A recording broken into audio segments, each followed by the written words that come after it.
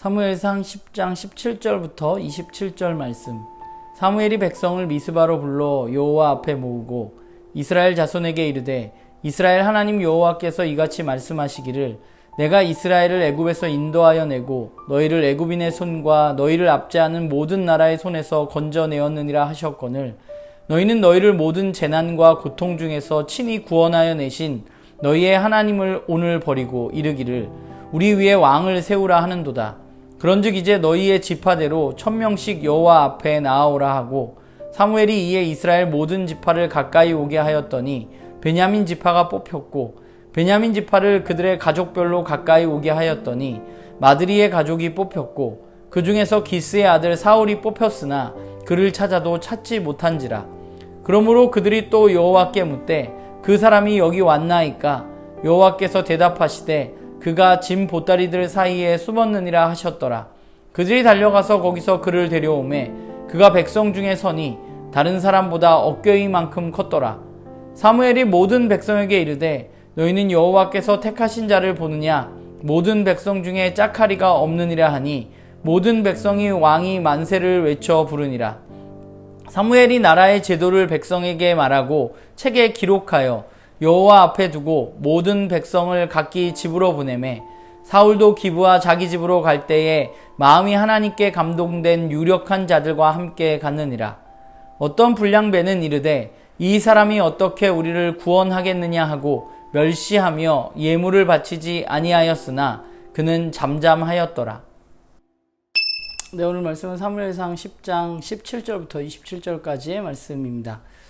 사울은 사무엘로부터 기름 부음을 받았습니다. 이제 그가 왕으로서 세워지는 사실 절차가 필요했는데 사무엘은 미스바로 백성들을 모아서 그곳에서 이스라엘 민족의 첫 번째 왕을 세우는 일을 이제 행합니다. 왕을 세우는 과정을 살펴보면 하나님은 자신들을 다스리는 왕을 달라는 이스라엘의 요구를 분명히 하나님을 버리신 행동이라고 말하고 있습니다.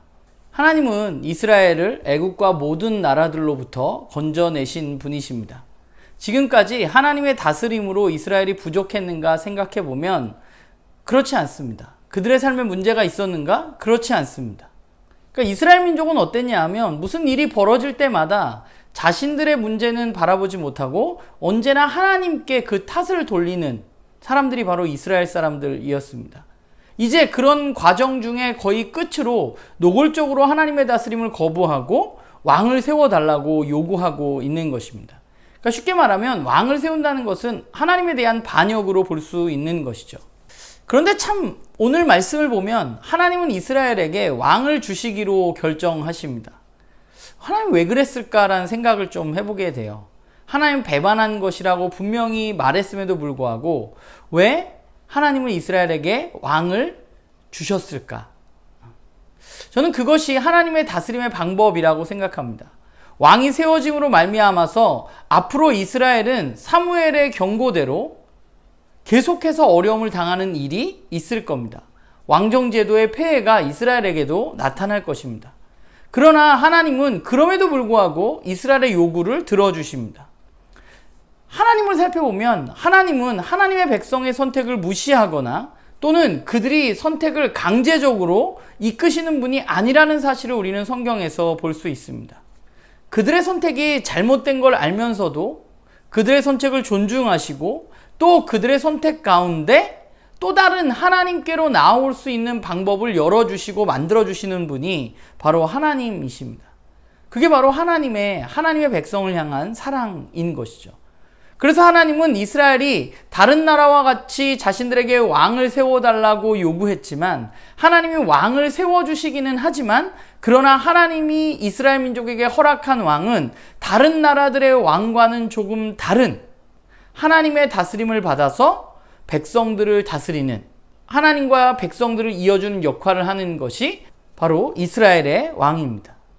그래서 왕이 누구로부터 세워지냐 하면 선지자 사무엘로부터 세워지고 그 역할을 잘 감당할 수 있도록 사무엘을 옆에 두고 계신 것이죠. 그게 바로 하나님의 방법입니다. 하나님은 너희들이 나를 배반하고 너희들이 나를 버렸으니까 뭐 너희들이 어떻게 되건 난 상관없다. 너희들 마음대로 해라 라고 말씀하시는 분이 아니세요.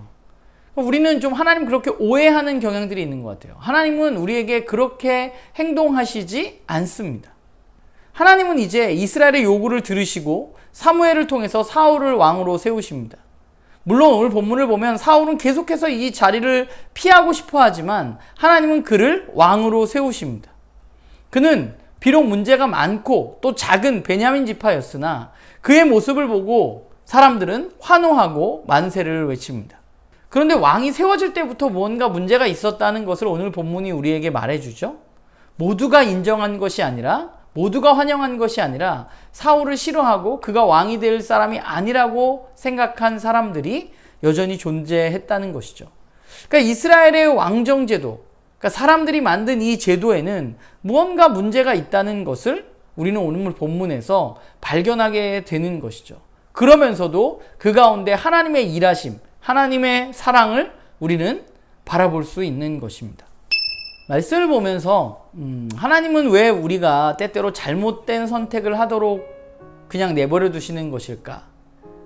차라리 하나님의 뜻을 딱 알려주시고 그 길만 가게 하시면 얼마나 좋을까라는 생각을 해봅니다. 그런데 한편으로는 정말 하나님이 그렇게 하시면, 하나님의 뜻을 딱 알려주시고 그 길만 걸어갈 수 있도록 한다면 우리들은 좋을까? 생각해보면 아닐 겁니다. 어쩌면 우리는 하나님의 뜻을 원한다고 이야기하고 하나님의 뜻대로 살아가겠다고 말하지만 그저 내 뜻이 하나님에 의해서 승인받기를 원하는 것인지도 모르고 내 선택을 하나님께 전가하고 하나님 탓으로 돌리려는 여건들을 마련하려고 그렇게 행동하는지도 모르겠습니다. 하나님은 우리에게 무언가 강압적으로 선택하게 하시는 분이 아니십니다. 선택은 언제나 우리의 몫입니다. 우리는 그렇게 생각할 수 있죠. 하나님 나를 사랑한다면 우리가 왜 잘못된 선택을 하도록 그냥 지켜보고 계신가? 그렇게 질문할 수도 있지만 그게 바로 하나님의 방법입니다. 하나님은 우리의 선택이 잘못됐을지라도 그것을 존중하시는 분이세요. 그게 바로 우리에게 주어진 자유의지입니다. 그렇다면 우리는 그렇게 잘못된 선택을 그럼 하나님이 내버려 두셨으니까 하면 끝나는 것인가? 라는 생각을 해볼 수 있죠. 하나님은 우리의 그런 부족함들을 인정하시고 우리가 잘못된 선택을 할 수 있지만 그러나 그 선택 가운데 또한 하나님께로 다시금 돌이킬 수 있는 방법을 열어주시고 또 하나님의 길을 그 가운데도 보여주시는 분이 바로 하나님이신 거죠.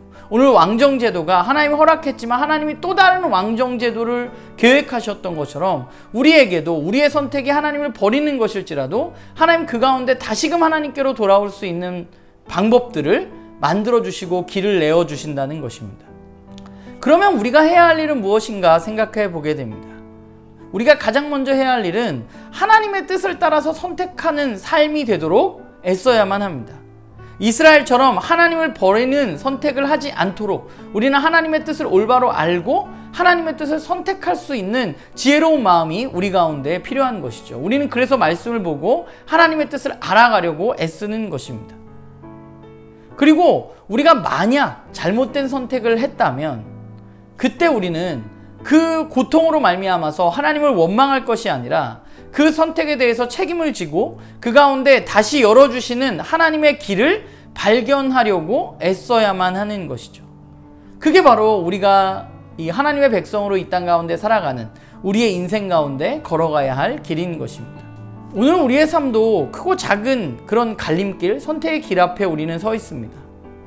바라기는 우리 모두가 하나님의 뜻에 따라, 하나님의 말씀에 따라 선택하는 사람이 되기를, 그리고 우리가 혹 어떤 선택을 하더라도 그 가운데 하나님의 길을 발견해서 그 길을 따라서 하나님께 점점점 가까워지는 삶을 살아갈 수 있는 그런 우리가 되기를 주님의 이름으로 소망합니다.